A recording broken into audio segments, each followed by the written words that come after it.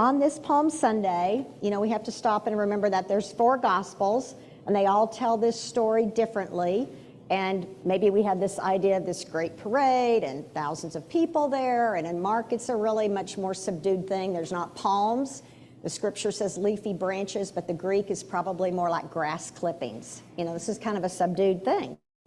And if you think about our own ideas about greeting this Jesus and who he is, a lot of times scholars say this is Passover, and there would have been some idea of great mighty parade. Maybe Herod or Pilate, there would have been like this show of force to kind of keep the Jewish pilgrims down and to remind them that the mighty one, is in power, versus this really kind of quiet parade of this Jesus who comes more as kind of a symbol of peace and love and vulnerability.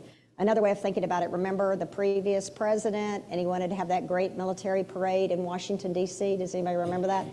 And even the the defense secretaries and all them, they're like, that will just destroy the streets of D.C. And they refused to do it, right? But that's kind of a different idea. This great, we're going to flex our power and show our muscle versus who and what does it mean to be a vulnerable person who stands with the weak and the hurting, right? So that's kind of more the image that Mark presents.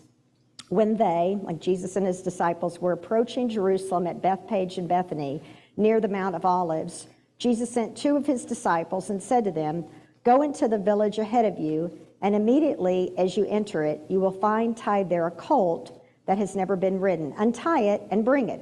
If anyone says to you, 'Why are you doing this?' just say this, 'The Lord needs it, and will send it back here immediately.'" They went away and found a colt tied near a door outside in the street. As they were untying it, some of the bystanders said to them, "What are you doing untying the colt?" They told them what Jesus had said, and they allowed them to take it. Then they brought the colt to Jesus and threw their cloaks on it, and he sat on it. Many people spread their cloaks on the road, and others spread leafy branches that they had cut in the fields. Then those who went ahead and those who followed were shouting, "Hosanna, blessed is one who comes in the name of the Lord. Blessed is the coming kingdom of our ancestor David. Hosanna in the highest heaven." Then Jesus entered Jerusalem and went into the temple. And when he had looked around at everything, as it was already late, he went out to Bethany with the 12.